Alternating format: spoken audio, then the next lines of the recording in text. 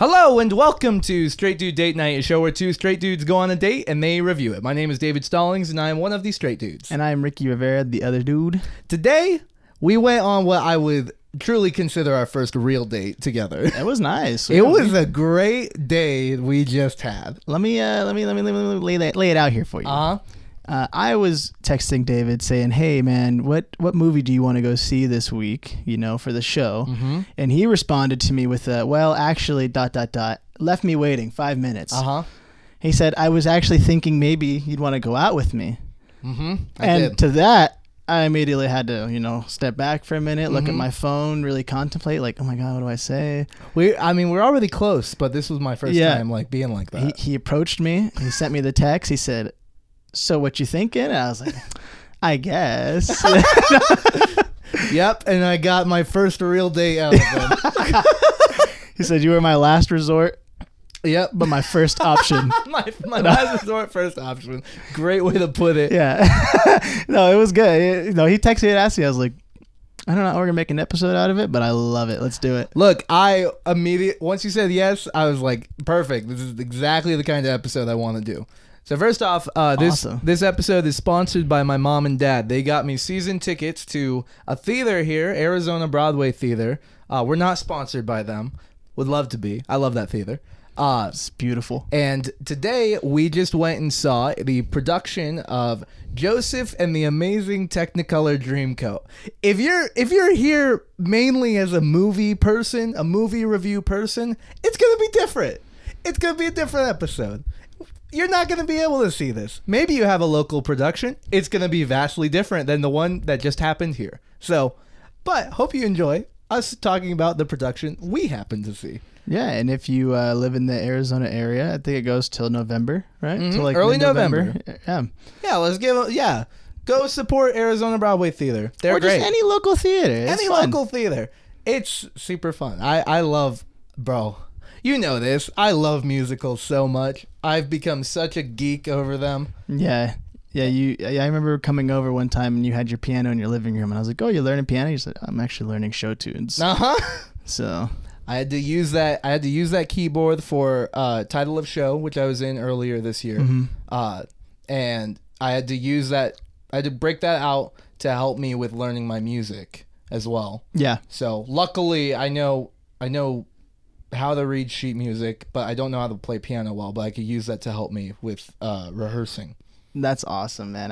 I'm a former thespian. Okay. In high school. What'd you do? I did 2 plays. I was an understudy for Mulan Jr. Okay. For the King. Yeah. Oh.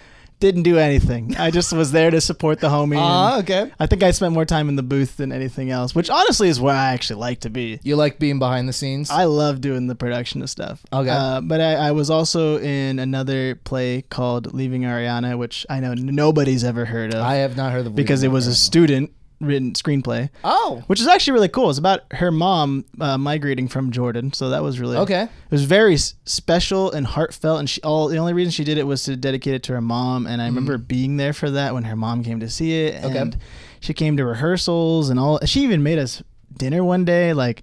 Wow, really? She was an amazing woman. Yeah. So just hearing that story, like being a part of the play that was her childhood was just unreal. But I think I barely remember it, dude. Who were you in that play? I was the market man. Okay. I was the guy who always was around at the market giving out food to people. Okay. I had a role in something else. I don't remember what I was though. I literally had like 3 appearances in the whole show. I was nothing to that too. I was an understudy in that as well. But it was like 8 of us in that. I just got lucky to be cast. I think they felt bad for me. Did you enjoy it? I had a great time. Third one, actually. I did Romeo and Juliet. I did do that, too. Well, that was a different school. Okay. That was put on for all of the high school to see. That was fun. The only joy So when I was in high school, I did Romeo and Juliet. And I actually played the guy that Juliet's supposed to marry originally. Okay. So there was a moment where we got to kiss at the ball. And I remember every single time we rehearsed it, I looked at the guy playing Romeo on the side right before I would kiss her and just dog him, kiss her, and then look back at him because I hated him. And they were dating in real life, the Romeo and Juliet. And I had the biggest crush on her, and they were dating. So I was like, sucker. Every single time. Look at me. I got your girl. High school, man. Freshman year. Yep. You were doing anything to get one up on the other guy. It's dog eat dog world, Yep. man. I only did, the only reason I ever acted in high school was because a girl in my choir who I was friends with, and she, out of the blue, was like, David, it would be I know neither of us have ever acted before, David, but it would be a great idea if we did the musical together. We should audition, and then we'll both obviously get ensemble because we've never done it before, and then we'll just hang out. Yeah. And me, I was just oblivious and was like, that's it. Okay, I guess I'm going to do this now. I don't do anything less than 100% though. And so I'm like, well, I'm auditioning for a musical now. So I went crazy. I got my mom and sister, I remember them helping me to prep my monologue and my song and like really rehearse it, get it fully memorized and down. Yeah. And it was like a dark monologue I did because I was into that. And then we do the audition and I get cast. She gets ensemble. I got cast as the lead antagonist of the musical. And we did not hang out at all. And I learned later that her entire goal was that she liked me and wanted to hang out with me. And I had no idea. Typical guy, just missed cues. I wanted to be a star. I always wanted to be a star, and that was the only goal. And I became the antagonist immediately. And then from there, because of that, my last year of high school, I had a bunch of friends in the theater department. And they would have to put on one acts every semester for that was like their big project. Yeah. And everyone wanted to cast me as their villain. And I was like, that's great. I love that. That's still my favorite kind of role to play. It's your typecast now. Even on the podcast, you're still the villain. I'm always the villain, apparently. Everyone hates me. They hate my opinions. They don't want to hear from me. It's fine. I love it. I feed on it because I like being the villain. Somebody, this is just a sidetrack. I did see one comment where somebody just tried, it was when you were talking about how you gaslighted your mom for GTA. Okay. And somebody just said, isn't this guy 40? And I thought, yeah, so I'm at home. Wait, what? So David, as a 26-year-old man, was 25. Was trying to convince his mom. Living at home, trying to convince your mom to let you buy GTA. I just thought, wow. That's a dumb comment. Bro, I couldn't even picture you to look 40. Dude, it's not a dumb comment though, because people who don't know me, this comes up all the time as like my typecast with acting and everything. I just auditioned this week. I did a self-tape this week for a 40-year-old man. Well, I guess the guy comments is the one casting you. I don't think it's a dumb comment. I think that's hilarious because I've been cast for short films as the dad. Yeah. And not a dad like your age, like in real life. That's true. I've been cast as a dad who apparently had a family of, I had 3 children and they were teenagers. Why am I cast in that? That's true. You did another thing where you were a dad also. What was the other thing I did as a dad? You were like a war vet or something like that. Yes. You were an old man in that one too. Yes. Apparently you look like you're 40. I don't see it. I feel like I look older than you sometimes. I don't understand what I have been told is you're younger than me. I know I am. I don't understand because it's the goatee helps, but I don't understand how you can see me as 40. But I get it because I've gotten that multiple times. God, that's the funniest comment though. I know. Isn't this guy 40? Isn't this guy 40? I think my hairline's way more receded than yours. So how do people think you're the 40? I literally have grays in my hair. I don't understand. I've been told that amazing. It is this is verbatim what I've been told. This is not me like trying to elevate me in any way. I've been told that there is a layer of professionalism or maturity about me that comes off as older. Yeah, I could see that. Like 40 I think is pushing it, but some people see me as 40. I just talked to someone last week who I had met. I was working with him for a music thing I was doing, and he was during conversation, he was like, I mean, how old are you? You're like 35, right? And I'm like, 25. So nope. That's just... I just don't see how anybody who's looking at this, right? Just 2 guys sitting on this couch that you obviously can tell we spent, I think, $50 on. Don't out us like this. No. You really think this is sad if you're 40? This is a really sad thing we're doing. Yeah. He's not 40. Men. And we have so much time on our hands that we're able to go see a movie every week. Yeah, seriously. It's just, sorry, I had to bring it up because it was the funniest. That is hilarious. It's the funniest comment I've seen in the last week. It just, isn't this guy 40? I was like, that's good. That's good. Yeah, let's go. Sorry, No, dude, I'm glad you brought that up. That's hilarious. But we did not a movie. We didn't see a movie. We saw a show. And let me tell you about this show, Joseph and the Amazing Technicolor Dreamcoat. This is a musical that we saw, and it's an older one. I think it debuted in Broadway in the 80s. And I know not everyone's going to be into musicals, but we enjoy this. So I'll give the synopsis real quick. I like musicals. I'm not probably as into it as you are, but I enjoy it.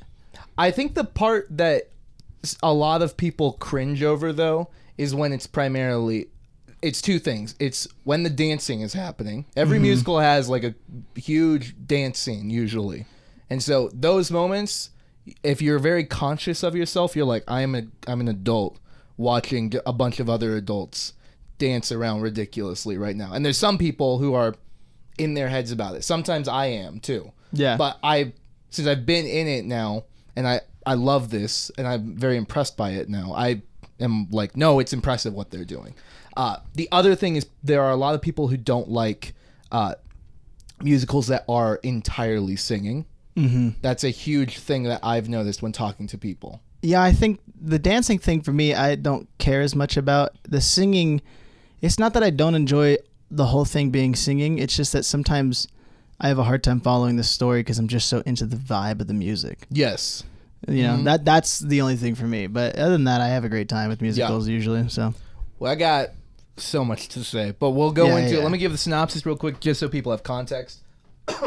First off, if you want to, you can get all the context by listening to the soundtrack online. That's what I did beforehand. I actually have not. I had heard of this musical. I had not listened to it or seen it before today. Well, I did listen to it in prep, but so you can do that. But this musical is all about. It is a story from the Bible in Genesis, very early on. It is a story of Joseph and his 11 brothers, and Joseph is the favorite of his father Jacob, and gets favorite enough that his dad buys him a big rainbow coat because he loves him so much. Joseph can also interpret dreams, and is suddenly having dreams that he's going to become way better than his brothers. He's going to be put in a position of power over his brothers at some point.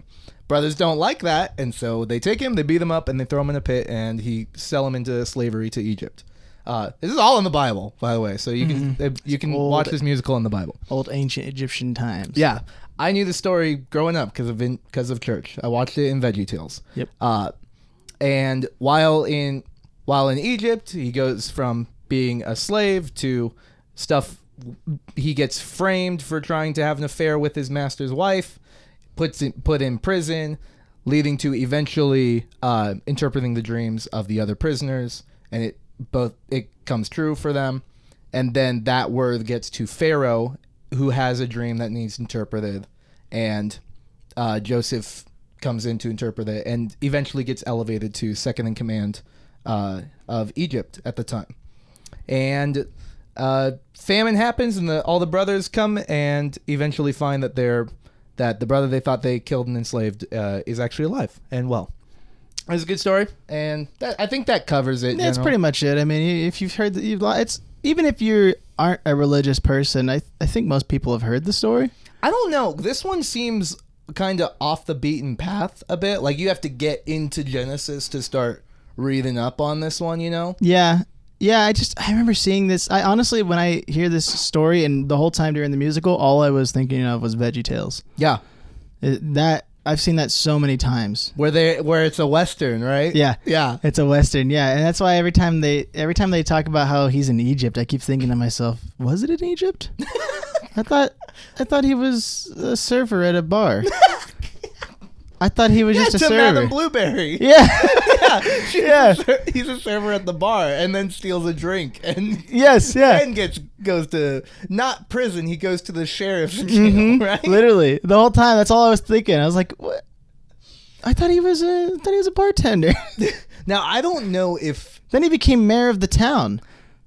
It's all of a sudden he's the second in command of the pharaoh. Hold on. Is VeggieTales still relevant to a lot of people now, or no? No, I think VeggieTales. I could be wrong on this, so don't quote me on it. But I'm pretty sure they aren't religious anymore. Okay. I don't think it's a religious entity, even though they may still tell like Bible stories. I don't think it's technically a Christian thing anymore. I think they just moved to just doing cartoons. Well, I thought but they still make some. I thought that their shows that they did started moving to like random stories that they would come up with, or they were based on fairy tales instead of doing stuff from the Bible. Yes, I thought was what happened. Yeah, but it still had a Christian meaning underneath. It might just be like a Good Samaritan meaning. I don't remember if it still is or not. Yeah, I swear I remember hearing that it's not Christian anymore, but I mean, it doesn't really matter. They could get rid of the Christian aspect and people are still going to think it is just because we grew up on it. I don't know what happened, but like 2 years ago, Colton and I we were listening to VeggieTale music and it slaps. It's so funny still. Oh, yeah. I think it only hits if like you grew up with this and then as an adult you're listening and you're like, this is so funny. I can't believe I watched this. Yeah, if you didn't grow up in church listening to it, it's cringe. Oh, yeah. For sure. Oh, yeah. But we had a whole shtick like 2 years ago where both of us just started watching the episodes again. Yeah. Because they're all free on YouTube. I did notice all that. of them up. And we're like, this is fantastic. These are all so funny. Yeah, I don't think it's relevant anymore, though. Especially if all their stuff's on YouTube, it's probably not. Yeah. A lot of kids moved to the streaming services. So. Yeah, my family had like the VHS tapes of VeggieTales. Yeah. I watched them. It's all about Bluey now. Yeah. We've moved on. Oh, but dude, I loved seeing a musical today, bro. That was so nice. Fun. Every time I go to a theater and watch a play or any musical, I have a great time. I really wish I'd go more. It's one of those things, where you're just every time you see one, you're like, this is fun. Yeah, I would love to do that. And then you realize you can't sing and you're not talented. I mean, not you, me. You have actually done it. Still, you hear that and you think, yeah, I could do that. Me, I'm like, nah, I got no talent for that. Well, what something happened to me last year because I saw Hadestown at the Gamage last year, and I love that musical. And I took Kiana with me. She's on the show, friend of the pod. Her and I went together to see it, and I already knew I was gonna love it. I love the music. I love the story. It's fantastic. But something about it, every production you see of any show is completely different.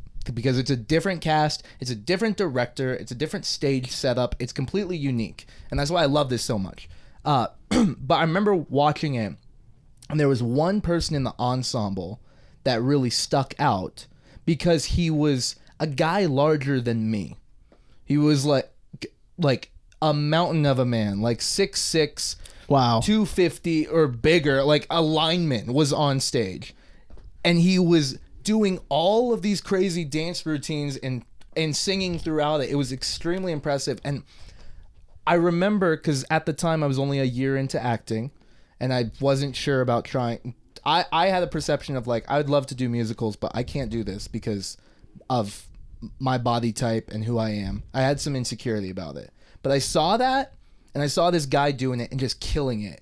And something clicked for me of like, oh, it doesn't matter what you look like. If you care about it, you can get in the room and you can kill it. Yeah. And that's why I did a musical this year. That's why I was a lead in the musical, because I believed in that. I had the realization that I could do that, and then I did. That's cool. That's so cool. See? Motivation. And on top of it, I saw that musical. Yes. He took his shirt off. I did, and the photo's on my Instagram at David is Stalling if you want to see a 40-year-old man without his shirt. Thank you to that commenter, bro. Oh my gosh. Yeah, that I saw David without a shirt on at that show. So hearing you say that, that's not a lot more meaning now. I had to, because I've primarily trained in film and TV, so I had to do a lot of work to get into a theater mindset. Yeah. Because I think it's way harder than film and TV because it's all live and you gotta know your stuff inside and out.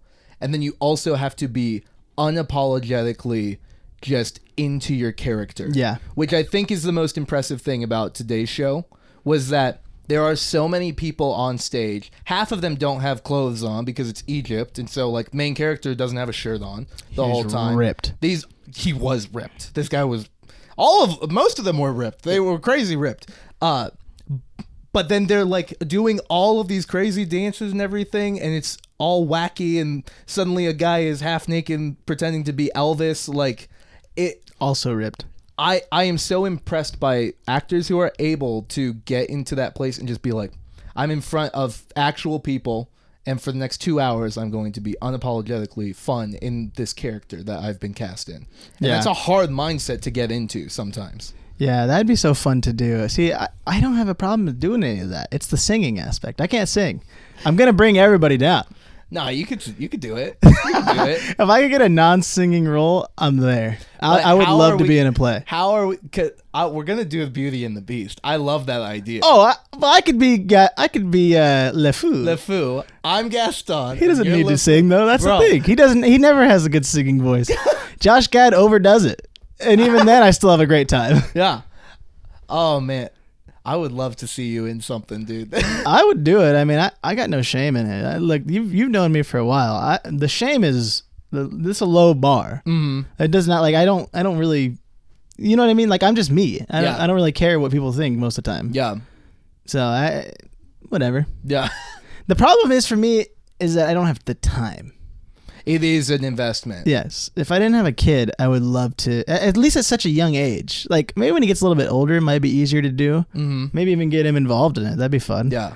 But as of right now, I would not be able to do anything just because it's just so time consuming. Look, as we grow the podcast, eventually we've become big enough where we can make our own. We can do our own production of a show and then put it out there after we buy the rights to it. Okay, that's what we can do. Oh, that's a good idea. We could do the Straight Dude Date Night live shows. Yes, and it's just a musical. We might have to change our name. I'm gonna be honest. I don't think any. I think that's just. It's gonna be. Nobody's gonna come. I don't believe that. I believe everyone's going to come. The Straight Dude Date Night musical. You're just pulling way too many audiences. No, I think it's great. I think it's perfect. I love it. I have no shame about it. I would love to do some sort of theatrical production. I mean, it'd be fun. Yeah. I think today, though, because I had listened to the soundtrack beforehand. I did not know all the context around the musical, like, because there's a narrator, mm-hmm. and I didn't know if the narrator just happens to be there or if she's actually talking to someone throughout. So I had no idea that the entire framework of this show is in the context of the narrator is talking to a class of like kindergartners at a museum on a field trip. Yeah. And the kids, for this show, they just put them all on the sides. They had 2 benches on the corners of the stage, and all the kids just sat there the entire time because there were a bunch of songs that they had to sing in, and I think you saw it too. The kids while all these adults are doing like crazy dance stuff, the kids are in the corners like trying to mimic it and just like yeah doing all this crazy stuff, and just it was the sweetest thing to see in that. So funny. Kids killed it. I mean, that's really how. Like they probably were just like react how you would, because I would be doing that if I was the kid over there. I wanted to. I was there with them. Mm-hmm.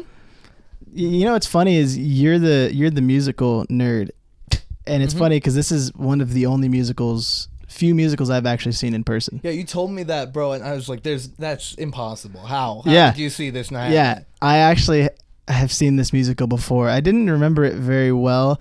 The kid thing was not a thing when I saw it though. Okay. Because I was in my freshman year of high school back when I was a thespian. Mm-hmm. We went to the thespian conference in downtown, and this show had actually won state for Arizona. Like the theater, the high school that put on that production had competed with that show, and they actually went to state with it and won, and they were showcasing it to us. Like everybody at the conference, they were like, hey, if everybody wants to come and watch this show, we're putting it on for you, and we're going to take it to nationals. Okay. Which is crazy to think that thespians in theater competes at a national level. I had no clue. I was like, bro, stop. Bro, there ain't no competing. Yeah, we're all just trying to get fun in the show. Like, yeah, but whatever. Fun, right? But whatever. Do you? So they put this show on at the thespian conference, and it was this Joseph and the Technicolor Dreamcoat. The only differences I can remember is instead of addressing the kids, they just addressed the audience. Okay. Which makes sense because it's a high schooler, so having to get a bunch of kids to come out. I mean, there are already kids on stage.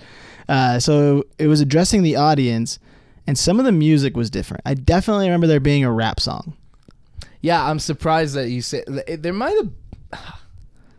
I have not heard the rap song that's in this musical, like in the soundtracks that I've listened to. I swear I remember there being like some sort of rap, and the reggae part was way more chilled out, like stoner reggae than Islander steel drum reggae. I do think the production we saw that they upped the speed of the reggae song, so it was a little more intense to it.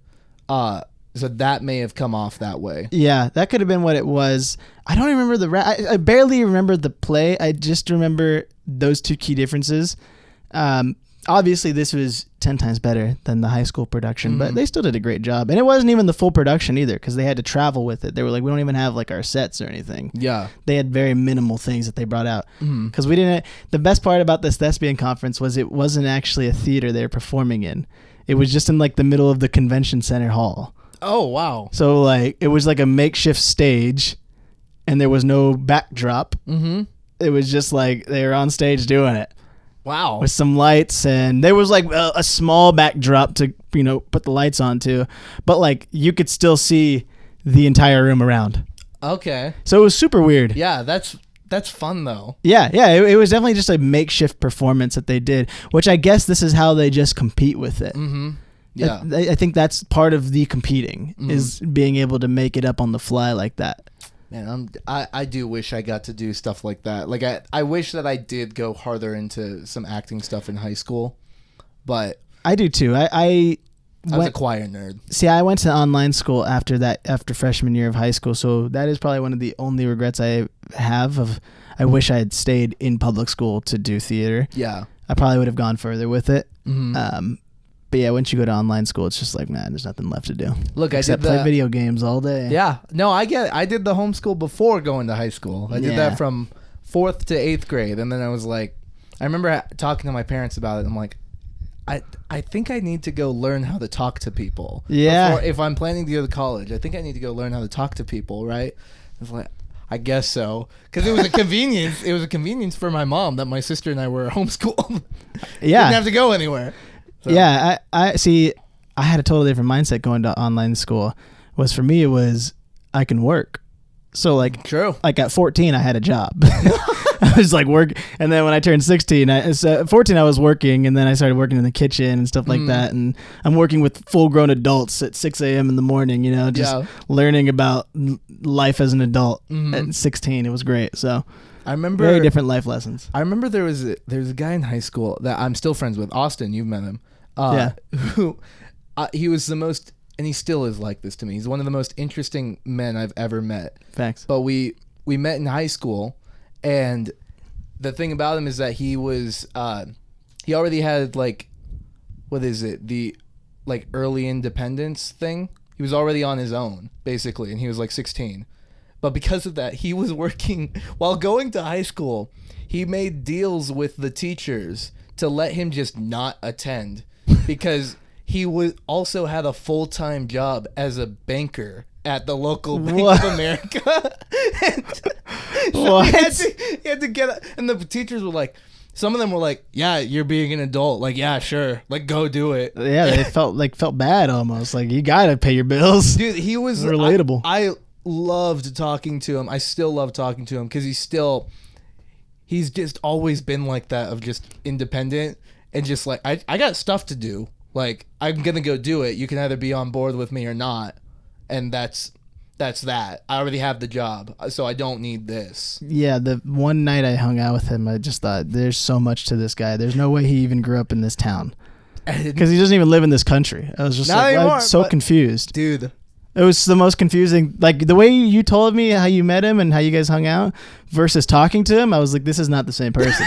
It was so weird. It was so cool. He's a cool dude. I don't know why I'm glad he's friends with me, and I love hanging out with Austin, but he is the most. I do not deserve to get to hang out with this fascinating man. He's so interesting to me. That's so fun. But yeah, we saw a musical.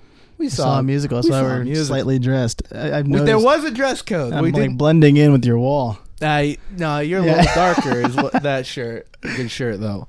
Yeah, the dress code was good to have. Also, were we like the youngest adults in this room? Do you think in the theater? Do you think? Yeah, I was trying to notice that. We definitely sat around a lot of old people. The gentleman in front of us who was with his wife and their grandkid, that man did not want to be there. He slept through the entire second act. I don't know if you noticed that. Yeah, no, I noticed. I did see it and I respected it. Mm-hmm. I could tell he did not want to be there. The only thing he was there for was the dessert.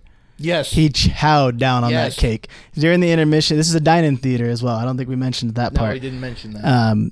It's a dine-in theater, and during the intermission, they brought out desserts to everybody who ate before the show. Mm-hmm. He chowed that thing down. I watched it, and I was like, dang, bro, that looked good. He was there on a mission. He had one reason to go to this show, and it was for that cake. Yes, he went for the cake, and it was amazing because the grandkid and the grandma were making their teas. They're making their own teas, like with the bags and like little sugar and all that. It was really cute. It was a wholesome moment. Uh-huh. But I was just watching him, and he was just like, my grandson's just making tea with my wife. I'm just gonna eat my cake and shut my mouth. Like he had that look to him, man. It was so funny. Yeah, he just did not want to be there. Yeah, it was awesome. Yet again, even when it's not.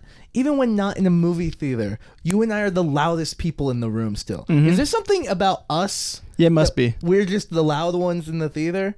Because it felt like, again, we were the only ones laughing out loud to this stuff. Yeah, we were the only ones laughing. And then when intermission came on, people behind us started laughing. I was like, bro, you missed your chance. Mm-hmm. You missed your chance to laugh. Don't act like you thought that was funny. We did it first. We laughed first. Yeah, they were all like elegant, like, oh wow, what a show! Oh, I heard one of them say, "What a show! What?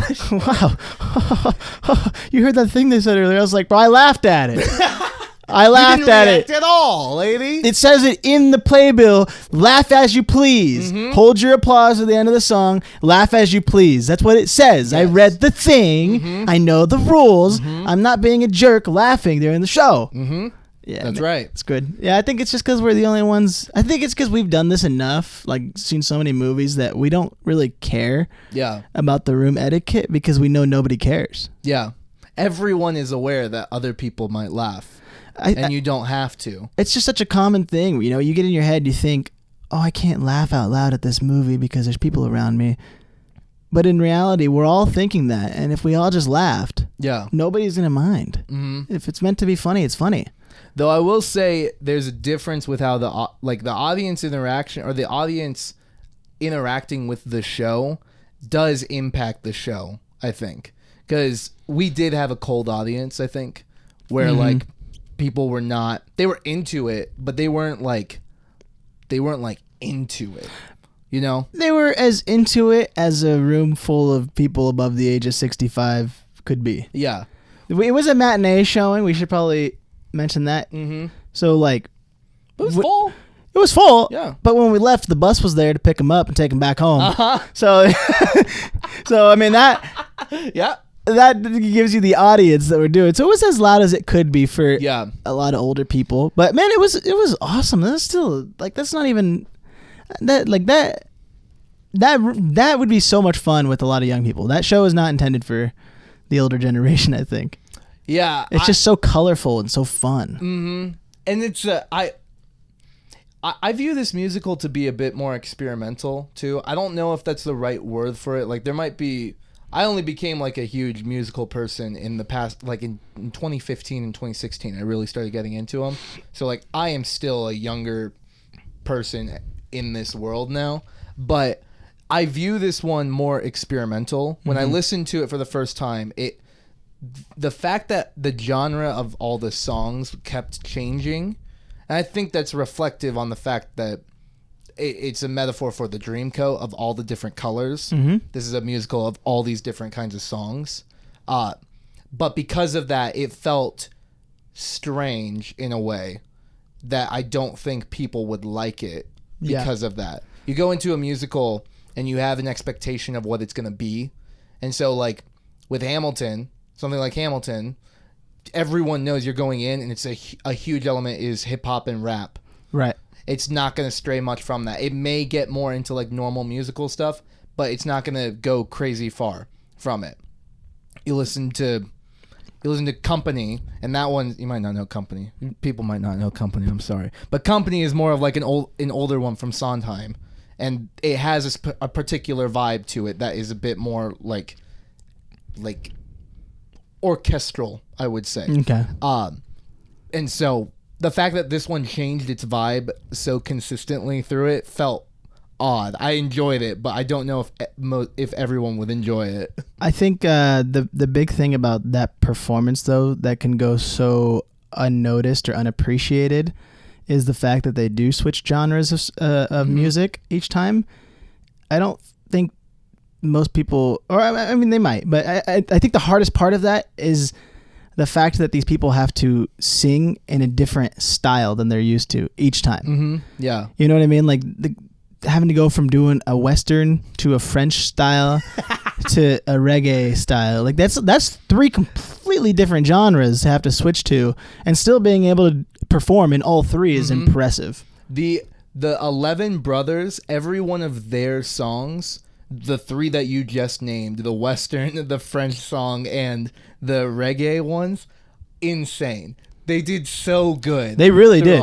But that is probably one of the hardest parts of that whole musical is just having to switch the style like that. Yeah. Like that's a lot. It's a lot to do. Yeah. And it's and they have to memorize their lines through it too if they have random lines, and there's dancing through it. I think the fact that a lot of coordination going on. The dancing throughout while also singing is what I think impresses me the most. Through every musical, because that is so much concentration you have through the entire process. It's a lot of work, and they were really choreographed well. They were pretty in sync with each other. Everybody was definitely on the same page. Yeah. Oh man, I didn't notice any. I mean, there may have been anything, but I didn't notice any miscues or nothing that seemed out of place. No, it flowed so well. They killed it, man. Well, that is also the difference between a professional theater versus community theater too. That's true. At community theater, you are much more likely to have something go awry. Yeah, that's a good point. Yeah. But a professional one where they actually bring out people from like New York and everything, there shouldn't be much going wrong through it. Yeah, somebody's cracking the whip out there. Yeah. They had a full team for this. They're not messing up. They better not be. Community theater, you're probably getting like the guy being like, hold on, my wife's on the phone, I gotta say. The director is just like on the phone or something. Yeah. This guy's like, who has their phone on? Why do you even have your phone out here? Right. You know that's the difference between it. Yeah. Man, that is something. We saw a musical, bro. Do you have like a favorite musical or no? Do you know many musicals? I don't really know many. I mean, I've seen only a handful. I've seen the three I've already, the ones I've mentioned, Mulan, and this one twice. Yeah. I've saw Mary Poppins at the Gamage. Okay. That was very cool, but I don't remember much of the musical. I just remember when Mary Poppins went walking up the wall. That was the coolest thing I've ever seen in my life. Yeah. I still to this day. No idea how she did it. That's black magic. Commenters may be saying, oh, she had a wire and the magnets and all this. And to that I say no. It was magic. It's Mary Poppins. I think it's magic too. I'm very confident that it was just magic. Yeah. You don't get cast to play Mary Poppins and not be a wizard in real life. That's true. You have to be a wizard in order to be eligible for the role. And that's just a fact. That's a fact. You have to sell your soul. Right. The implied part of that is that in order to become a wizard, you have to sell your soul. So whoever is on stage as Mary Poppins is equivalent to the devil. Yeah. Okay, I have an answer to your question. Okay. I have a favorite musical, but this is an honorable mention. Okay. I didn't know that Finding Nemo had a musical until I rode the ride at Disney World. Okay. Have you ever ridden the ride at Disney World? I don't think so. I didn't even know they had a ride until I walked by it and I said, "What? I gotta ride that." Isn't it like the submarine ride? Bro, Is that what you're talking about? that's Disneyland. Okay. Disney World, for some reason, it's an Epcot Center. Okay. Disney World has a Finding Nemo ride, and you go on, and it's almost like the Haunted Mansion style, where you're in like a seat, and it takes you through everything that's going on. And, you do the whole ride, and you're like, wow, yeah, I love it. It's way better than the submarine ride. Imagine the submarine ride, but actually... But fun and, like, spacious. So you could just sit there and watch as things go on. And then towards the end, you go by a big wall, and you think... I see fish just going, and I'm like, wow, that looks really good. Oh, that's a shark. And then a song starts playing, and it goes, "It's a big blue world for you and me." And I was like, what is happening? And then all of the fish from the movie just come onto a screen, and they all start singing, "It's a big blue world." I was like, what the heck is happening? And then there's actual fish swimming. And I said, what? There's a fish tank now? And then you get off the ride, you're in an aquarium. You're in this huge aquarium. Wait. Okay. I remember, it's so weird. I know the aquarium. Okay, I know the ride you're talking about. Yeah. But I don't remember this song happening. Dude, it's so cool. For being somebody who had no clue that existed at Disney World, was the coolest ride. Because it's in like the back corner of Epcot. Of the Epcot, right? Yeah. Yeah. The aquarium, see, personally, I love aquariums. Oh, yeah. I am an animal person. We know about you with monkeys and everything. I love the zoo. I love aquariums. Aquariums are some of the most peaceful places for me to be. I literally could sit on a bench and just stare at a big tank of fish just roaming. Yeah. Because there's just so much wonder to be had. Thinking like, man, these creatures, like, how do they perceive us? Because I know how we perceive them. And it's so fascinating to me. Fish are just so cool. Yeah. But coming out of that ride and going into an aquarium was just the most wild thing I've ever had. Yeah. So that was fun. I've never actually even seen the musical. I just know that. Can I? I have to tell you this. Yeah, please. I have to tell you this on the topic of like zoos and everything and Disney World. Disney World's the best. Because I'm not much like I think it's fun, but I think like zoos. I like aquariums more than zoos. I think a zoo needs to have like more of an experience than just walking and observing, because you might not even see them. But at Disney World, at the last time I went to Animal Kingdom, they have like the safari ride there, right? Yeah. Which, that is dope. That's a super fun ride. But I have to tell you this because I just thought about it, is that I went with my family, and that includes my sister. And my sister, she gets a little anxious about stuff, okay? She gets nervous, and she's older than me, but she's always been like this. And we're in line for the safari, and she's kind of getting nervous about like, wait, the animals could just come directly up to the car and like interact with us? Yeah.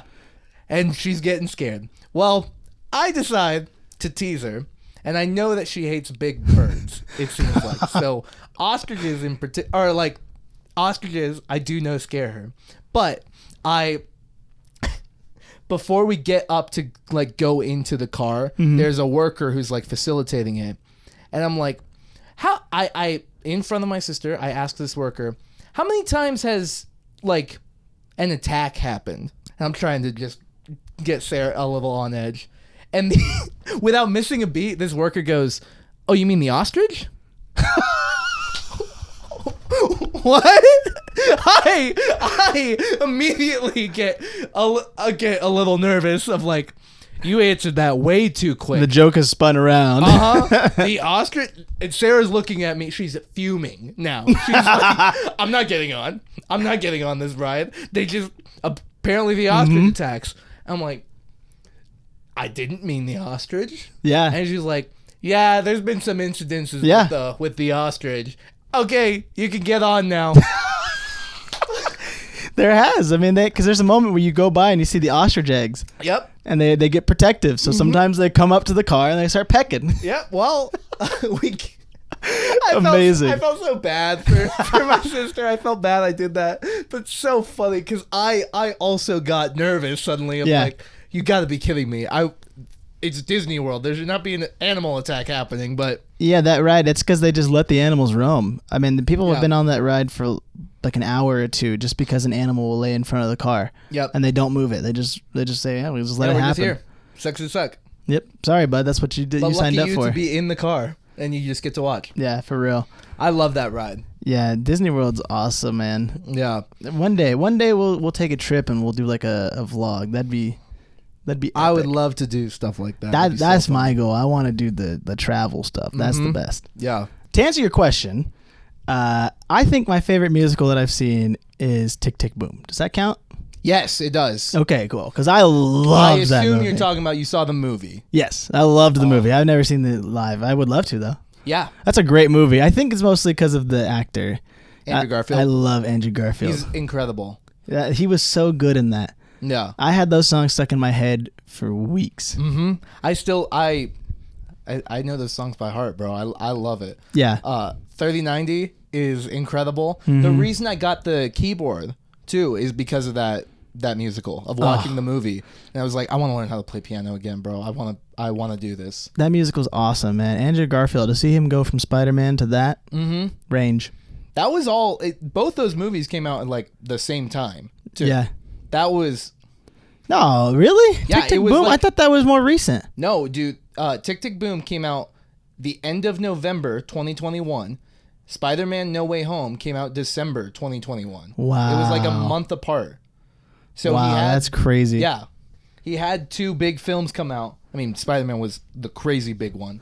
Obviously. He had two big films come out at the same time, basically. Yeah. What depth he has. And then I've seen him in Hacksaw Ridge as well, and that's a totally different character altogether. I love Andrew Garfield. He's great. He's awesome. Yeah, that's a good one. I really enjoyed that musical. In the Heights is another one I really like too. Mm-hmm. Haters are gonna hate because it's Lin-Manuel. Now not allowed to like popular people. Right. Well, In the Heights, I actually still have not seen or listened to. Oh, it's great. I know. I have some odd ones that I just haven't seen. One that comes up often that like actual musical theater people get mad at me about is Phantom of the Opera. I know it's great. I assume it's great. Mm-hmm. It's just staple. I've not listened to it. I've not seen it. I've seen that. Not in person, but I've seen the movie. Okay. I have not. My parents saw it at the Gamage. What? And there's a moment when the chandelier drops. And that's like a really big moment. They did it in the theater. Oh. It's epic. And then they killed all the people with the chandelier? Let them die. Yeah. Like, I know that moment. I know, like, the key stuff about obviously, it. You know all the context. I haven't.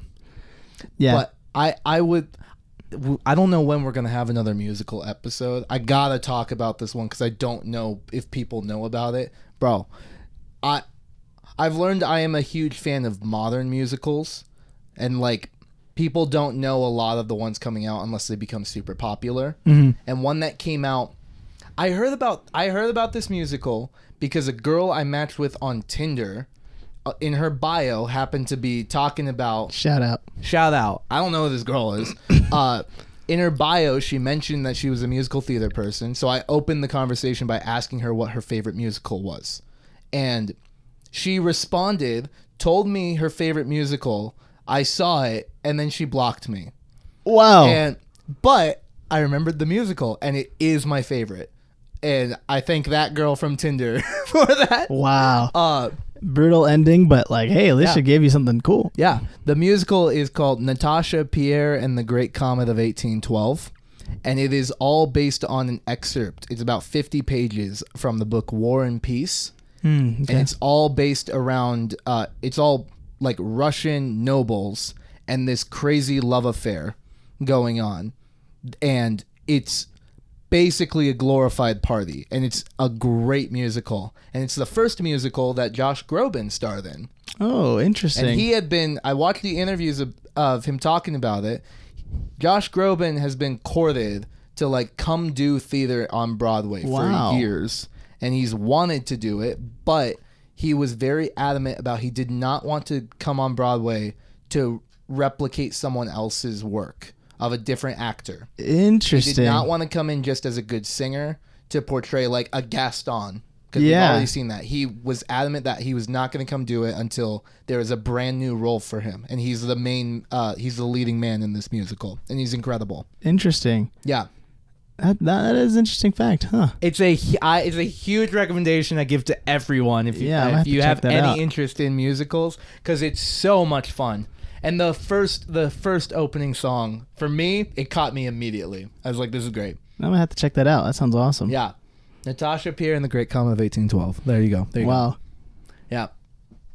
We saw a musical. Yeah, we did. This is the first real date night episode where we actually went out and did something that wasn't a movie. This is weird. Yeah. It's kind of nice. It was nice. It was genuinely such a good time, bro. Yeah, I had fun. Yeah. And we got to sit at our own little table and everything. We were really on a date. Yeah, it was especially the only awkward moment of that whole date wasn't between you and me. It was when the lady came by to tell us that you had a dining ticket. I did have a dining ticket. Which we thought we knew. Mm-hmm. Like you had told me, like, yeah, I'm pretty sure it's dining, but we both were like, whatever, we'll just go. Let's just show up to the time. We looked at the menu and we're just like, we don't care. Yeah, whatever. We'll just show up to the theater because we're not really here for the dining. We're here for the show. And everybody's getting their dessert, at the intermission. And this lady, two ladies actually, both very important. You could tell they had the walkie-talkie. They were running the show. Dress, yes. Mm-hmm. One of them comes up to David, and the other one gets behind me and puts her hand around my armrest, and I'm just like. And the demeanor of the main lady, I just didn't know what to do. Was like we're about to get kicked out. It felt like the mob boss just walked in and was about to discipline me. Mm-hmm. And she had long nails. Mm-hmm. And she pulled your ticket. She didn't even say, like, before she said anything, she grabbed your ticket and she started tapping on it with her nail. Do you know this is a dining ticket? And we're like, you're like, yeah, I did know about that and whatever. Like, we just didn't want to do it. She's like, well, you can get that straightened out at the box office if you'd like. Like, it was funny because all of it was about that it felt like she wanted me to make a fuss about it. That she wanted me to go get it situated. And I'm like, no. Like, I kind of assumed it was dining. I wasn't positive. I didn't want to show up 2 hours early and make a mistake on it because I didn't know. Your freaking receipt didn't tell me because I got this as a gift and my mom doesn't remember if she got me it for dining or not. And so I'm like, it's not a big deal. I'm here for the show. Yeah, you were very much just like, no, it's okay. Like, we actually didn't even really want to do the dining. We just wanted to come. She's like, well, okay, well, good because our kitchen's closed. I'm like, I didn't ask. He's like, I don't want dining. Yeah, it was so awkward. It was like, and then the whole time you guys are doing that, I'm having a hard time focusing because this lady is right next to me. There's a lady about to kill you. Like, she is just on my neck, and I'm just like, bro, what? It may as well have been that her hand was right here on your shoulder. I thought it was. And on the other hand was at her hip holding the holster of her gun. Yeah. Yeah, I thought at any moment we were going to get dragged out. It was so scary. I had no clue what was going on. Don't worry. Your dad took care of it. Yeah. Your 40-year-old date took care of it. My 40-year-old, he's just taking me out. We met on Tinder. Right. Yeah, it was, that was weird. It was I think now looking back at it, she's probably had to have the interaction so many times with older people who don't know that you have to get there early to dine. And that she's just so used to the pushback. Yeah. I think you're right. She was just ready. She already thought we were mad. Yeah. And I like from the very beginning of that conversation, I'm like, it's not a big deal. I didn't care. You know what I did have before coming? I had lunch, and it was a huge meal from Chick-fil-A. I didn't want the food here. Yeah. I looked at the menu. Honestly, the stuff I would have wanted, you still would have had to pay for. I still would have had to pay for. So. I just wanted the butter that was on the table. We showed up, and they had just 2 things of water, 2 napkins, and a little thing of butter. Little thing of butter. The complimentary butter for every musical performance. Yeah, we got some butter, so that was nice. She was just like, you guys sure you're good with just butter? Yeah, this is actually my preferred meal. Yeah. Yes, please. Yeah, we were peeking. We should have done that. No, this is fine. No, I'm good with the ice cream you left on the table for me. Start eating it in front of her. Yeah. Oh, that's better. That's good enough. This is what I thought. This is what the dining experience was the butter. Yes. All right. Well, I think what are we at on this? Yeah, I think it's time for banana meter on it. Yeah. Can we do banana meter? I don't know. I was just thinking, like, do we? Hold on. I was thinking, do we even banana meter? I mean, it's kind of hard to rate. No, I think we can rate it. It's like, do we rate it? Because it's the banana meter is for movies. Do we leave it for movies? Is that? I mean, we're in season 2 of Straight Dude Date Night, so we gotta figure this out. Wow. Live on the show. We're gonna figure it out right now. Whatever. Let's just do it. Okay. All right, you can bring it out. Bring it out, boys. Come on in. Ooh, banana, ooh. They're singing. Look at that. That's a nice Dreamcoat they got on. Yeah, that's a very colorful coat. It looks like a lot of your socks just kind of cut up. And what is that? Is that duct tape? That's nice. You cut up my clothes. Wow, look at the minions. Yeah, so they're all starting they're starting to dance around. No, don't drop the banana. Don't drop banana. Okay, careful. Just bring it in. It's such a shame that the minions who bring out our banana meter, the scale that we rate things on, it's a shame that they're camera shy because this is really a spectacle going on over here. It's impressive. If only we could show you them, but they would melt. They would melt by the lights. Okay, so you want to go first or me? I could start it. I mean, it's a weird one. It is weird because we don't have as much to compare to as well. I mean, I guess if I'm comparing it as a perfect 100, which is the Minions, obviously, yes, it's gonna get I think the only issue I had wasn't necessarily about the story or anything like that for the play. It was just the mixing. The mixing was really off. Yeah, like there was times where the music was so loud that I couldn't even hear what they were singing, and then there was times where the singing was. Everybody was singing at once, and it seemed like they boosted everybody at those moments. Yeah. Like, I get it. There's 12 people in the room singing at once. Obviously, dummy, it's going to sound loud. But that's when you, as a audio engineer, pull back a little bit because you know it's coming. Well, I'm pretty sure that, because some theaters do mic their actors and everything, it did not look like that any of them had mics on them. I didn't see it. I think they did. Are you sure? I'm pretty sure they had to have had mics. You don't actually. There's no way that they had their backdrops as all screens, pillars, all screens, and then a floating screen that comes down, and there's no mics. They had to. There might have been a floating mic above. No, they did have mics because when they would put their hats on and stuff, you heard it. You could hear it. We did hear that. Yes. Yeah. So they were wearing mics. They were just really well hidden. Okay. But it just seemed like because I've worked audio before, and like normally when you have a lot of singers at once, you want to pull it back a little bit because that's a lot of noise. Yeah. It didn't seem like they did that, so it was just like super loud. Yeah. So and the lead singer, I like half the time I didn't know what she was saying. Yeah. The narrator of the show, she killed it. Her vibe was amazing. She was so freaking just into it. She made the entire show for me. Yeah. It's just she has such a really high pitched singing voice that I don't think she was mixed very well. Right. I agree. I don't, because her role as the narrator, because after listening to it, I knew that her role was probably going to be the one most impressive as a singer, because whoever, Andrew Lloyd Webber and Tim Rice, they decided to make her go really high for a lot of songs, and it's extremely well done. Yes. Yeah, so she killed it. The only reason the score is going to be a little bit lower is only because of the mixing, but that's fair because with musicals, a good portion of that also comes from the way you produce it. Yeah. So like those things should have been accounted for, and that's for that I give it like a 90. It was a great time, great experience. It could have been a lot better. I'm not going to harsh it too much because again the acting is solid and everything, and I had a great time. It was so fun. But just that part of me that knows that it could have been, we could have adjusted the sliders at any point. Yeah. Was just like ticking me off. I was like, bro, I want to get back there and just pull down just slightly, please. Yeah. Okay. But they did great. Yeah. Again, everything was awesome. Yeah. I think for me, I'm going to struggle with actually rating this because I have a thing when I get the opportunity to go see a show, to go see a musical, I get so unbelievably giddy the entire time I'm there. and I can feel it, and I'm smiling the entire time. It does not matter what happens. I'm just so happy to be there. It is something that I genuinely adore so much, and I wish I could see more.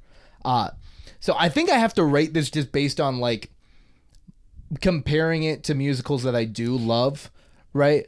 Because it could have been whatever. I just was happy to be there. Yeah, I've have like 5 musicals I've seen in person. Yeah. So to me, this was extraordinary. Mm-hmm. I'm sure there are a lot better out there, and I'm sure that 90 would be a lot lower if I'd seen other things. But to me, I was like, this is great. This is the best one I've ever seen. Yeah. Because it's the best production I've ever seen. Mm-hmm.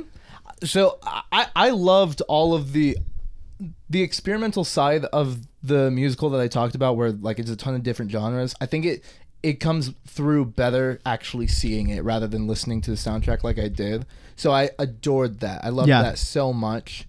But that said, like the stuff I have listened to from Andrew Lloyd Webber, I do know it's kind of, I enjoy it, but I don't enjoy it as much as more modern stuff.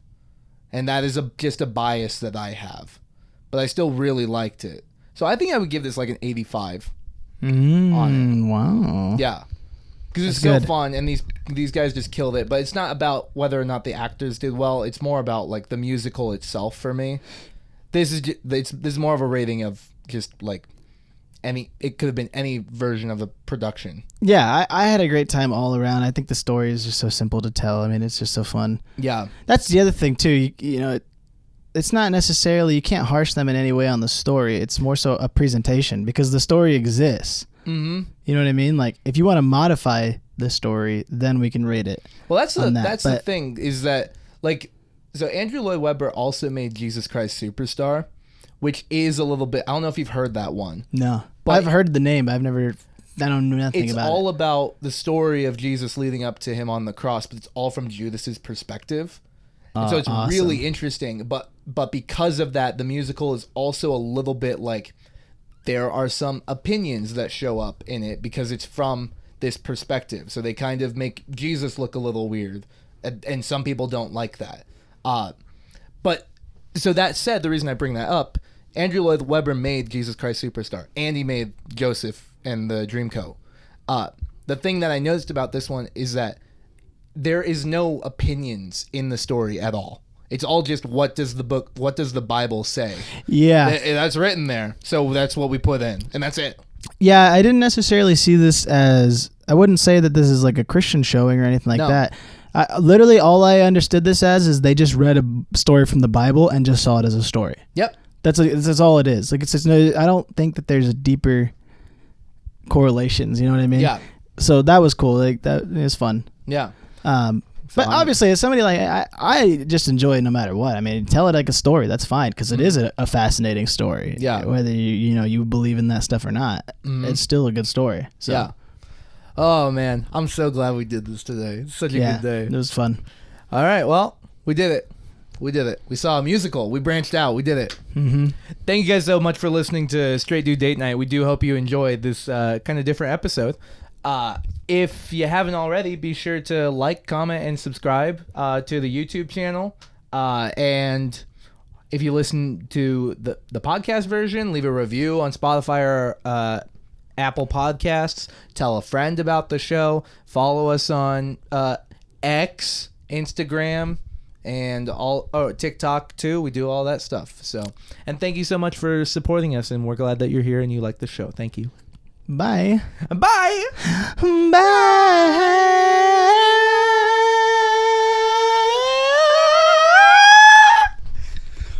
Musicals. Stupid.